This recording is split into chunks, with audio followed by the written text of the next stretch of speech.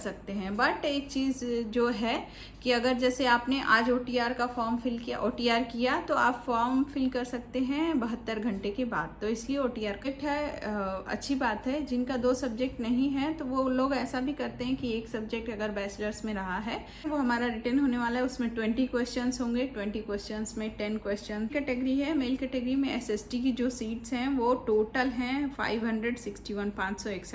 तो hello everyone, welcome करती हूँ आप सभी लोगों का आज के वीडियो में। और जैसा कि आप सभी लोगों को पता ही होगा कि कल डिटेल नोटिफिकेशन आ गई है हमारे एंटी ग्रेड वैकेंसी जो आई हुई थी उसकी। तो उसके हिसाब से मैं आप लोगों को कुछ बातें शेयर करने आई हूँ जो कि कन्फ्यूजन सबके दिमाग में बना हुआ है। तो चलिए इस भर्ती से रिलेटेड सारी चीज़ें अब क्लियर हो गई हैं, उसके बारे में वन बाय।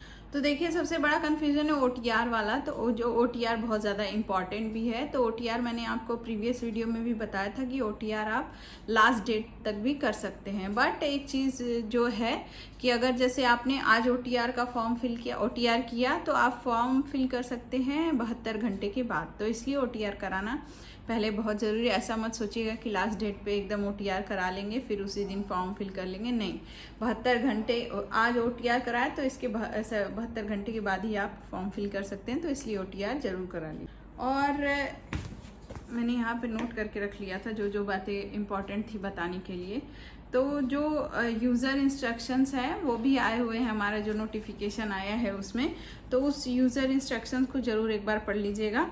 और उसमें बहुत सारी चीज़ें लिखी हुई हैं। तो जो मुझे सबसे इम्पोर्टेंट लगा वो ये था कि परीक्षा के बाद अगर जैसे हमारे जो भी इन्फॉर्मेशन हमारे द्वारा दी गई है, अगर कोई इन्फॉर्मेशन रॉन्ग निकली तो आपका फॉर्म कैंसिल कर दिया जाएगा।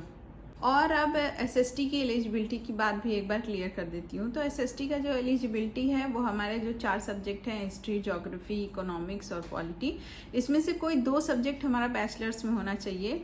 और जिनका 2 सब्जेक्ट है, अच्छी बात है। जिनका 2 सब्जेक्ट नहीं है तो वो लोग ऐसा भी करते हैं कि एक सब्जेक्ट अगर बैचलर्स में रहा है तो बाद में जाके एक सब्जेक्ट किसी ओपन यूनिवर्सिटी से या किसी से भी कर लेते हैं, तो वो भी मतलब मान्य हो जाता है। तो ऐसे लोग भी फॉर्म फिल कर सकते हैं। और इसके लिए बस ग्रेजुएशन और बीएड चाहिए, आपको कोई भी टेट सीटेट नहीं मांगा हुआ है। और ये तो सिंपल सी बात है, सबको कॉमन सेंस वाली बात है कि जो लोग प्री क्वालिफाई करेंगे वही लोग मेंस में जाएंगे। और यूपी के बाहर वाले जो स्टेट वाले लोग हैं वो भी इसको फॉर्म को फिल कर सकते हैं। और मेंस, चलिए मेंस के बारे में थोड़ी बातें कर लेते हैं। तो जो मेंस है हमारा वो रिटेन होगा। अभी तक हो रहा था ऑब्जेक्टिव होगा कि रिटेन होगा, तो अब क्लियरली आ गया है। उसका सिलेबस में मैं आप लोगों को दे दूंगी पोस्ट में। तो जो मेंस है वो हमारा रिटेन होने वाला है, उसमें 20 क्वेश्चंस होंगे। 20 क्वेश्चंस में 10 क्वेश्चंस, 10 + 10 होगा।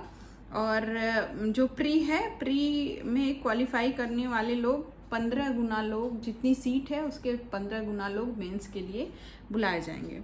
और नेगेटिव मार्किंग जो है हमारी प्री में, जैसे पहले भी नेगेटिव मार्किंग रहती थी, तो 1/3 है, मतलब 0.33 का नेगेटिव मार्किंग रहेगा। और प्री जो है वो क्वालिफाइंग नेचर का है, मेंस हमारा मेरिट डिसाइड करेगा।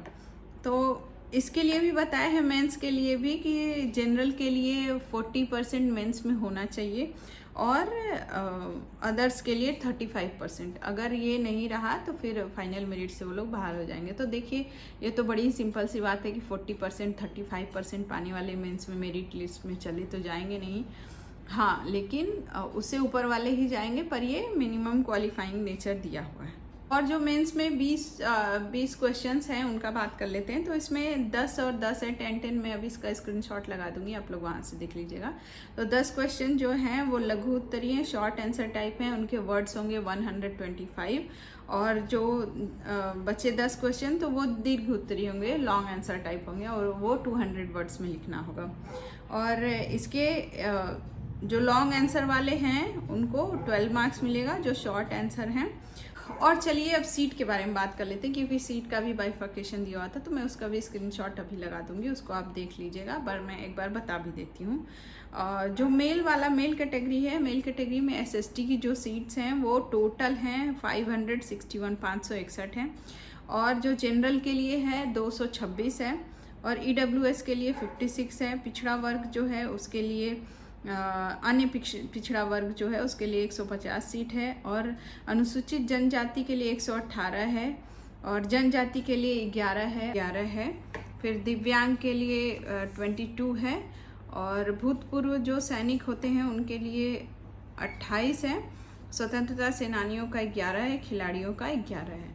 अब बात कर लेते हैं फीमेल वाली सीट की। तो फीमेल में जो टोटल है वो 140 है, और जनरल के लिए 57 सीटें हैं, मतलब हम सबको 57 सीट में फाइट करना होगा 57 में।